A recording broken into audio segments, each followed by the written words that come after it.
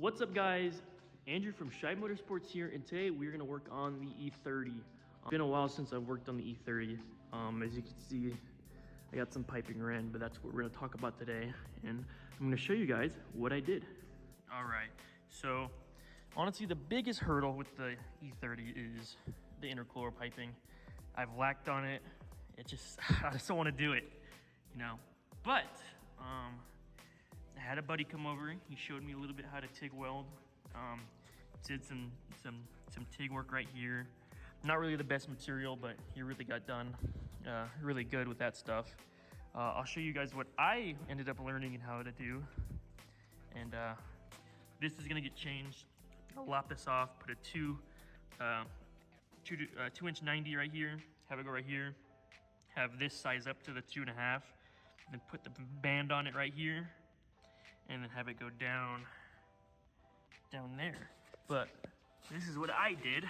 This is my intercooler down here, and I extended some pieces of aluminum and added these, they're called Vangen or HD clamps, depends what brand, but these are Evil Energy. I've heard good things about them, and I'm not gonna spend upwards of 200 bucks for 4 or 5 clamps, where I could get these for 60 bucks and they hold just as well.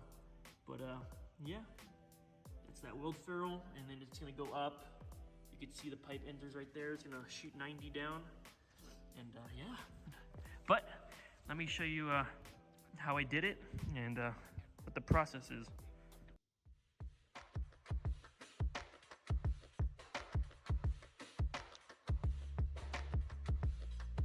That's all you need, bro.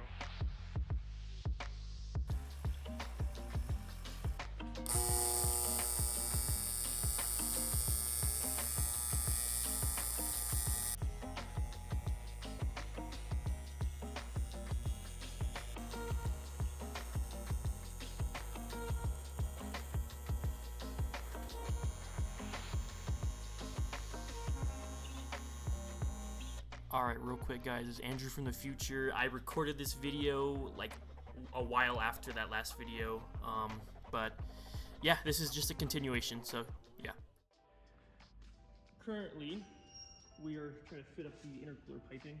This has been a nightmare, because this is 2.5, 2 3/4, and it steps down to 2.5, and they don't make transitions, so I've had to get kind of wonky on that, but we're gonna ignore that for now.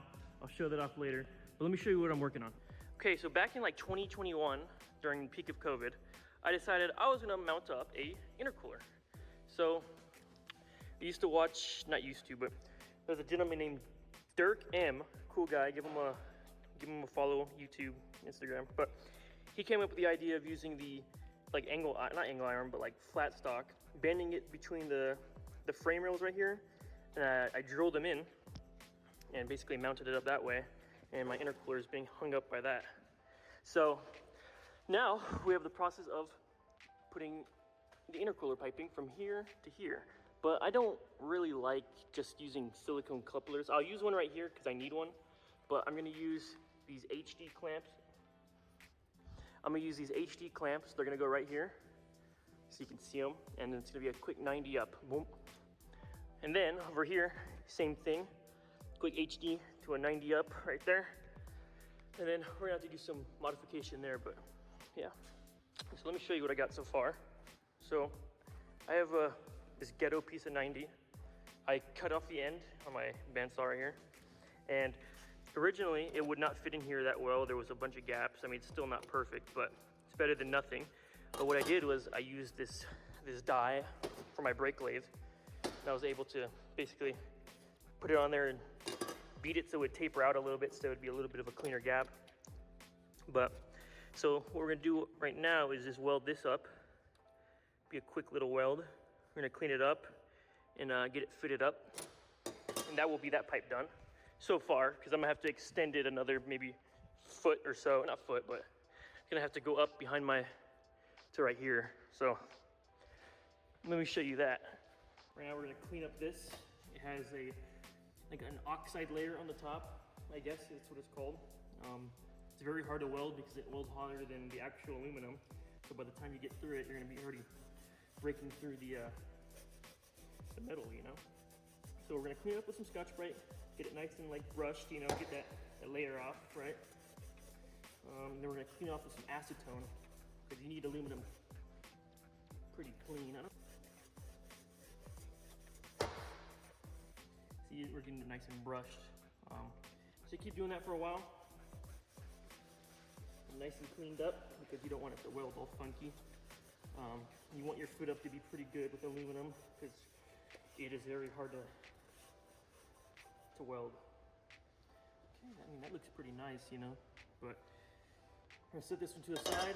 We're gonna open up my HD clamp, or my off-brand HD clamps, because I can't afford $80 per one clamp. I think it's kind of egregious, but you know, I mean, they're good clamps, but I just can't afford them. So we're gonna clean up this clamp too. Nice and clean. Get that layer off. We want this thing to weld pretty clean, you know?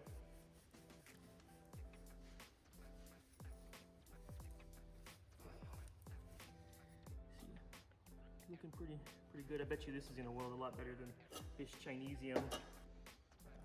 Okay, so got these pretty cleaned up, nice and brushed. You can see that.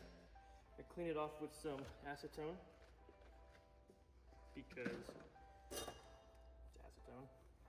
Clean this one up.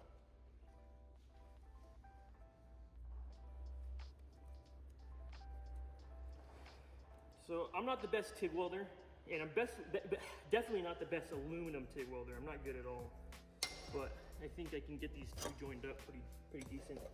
You know, the fit is not too bad. I mean, could be worse for sure, but I think I'm happy with that. That fit up is pretty nice. And yeah, let's get this tacked up. I got everything fitted up. Let me get these things out of the way. I have my machine set to about 20 CFM,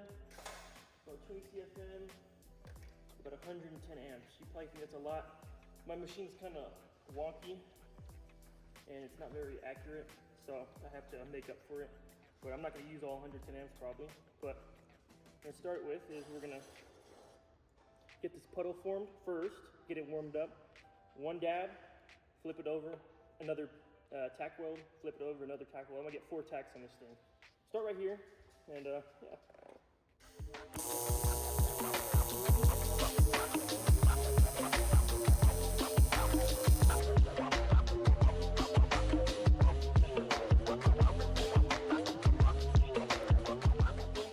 I got it tacked up, kind of. That's bad, hold on.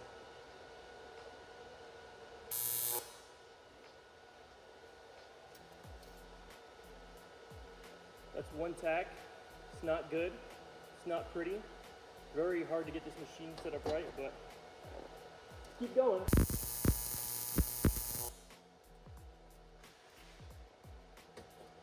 Got another tack. This thing is hot. Now we're gonna figure out how I'm gonna get this side tacked up. Probably like that. I think that's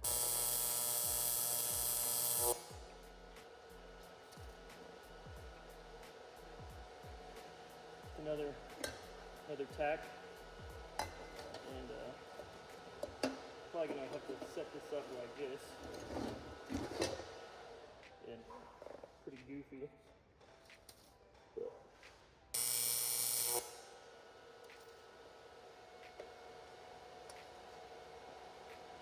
There's another tack, and I think I'm gonna, pretty warm now. I think I'm gonna try and start giving it a go.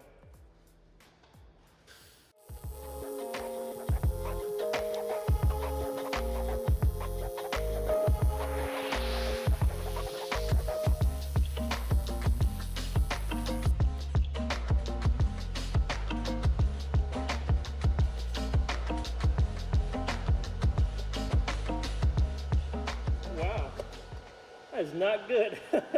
I mean, it's okay.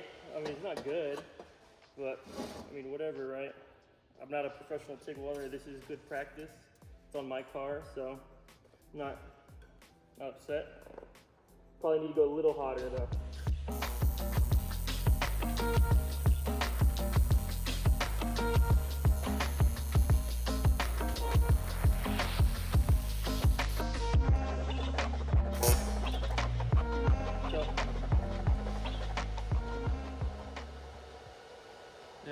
There, I dipped it. See, it's not very good.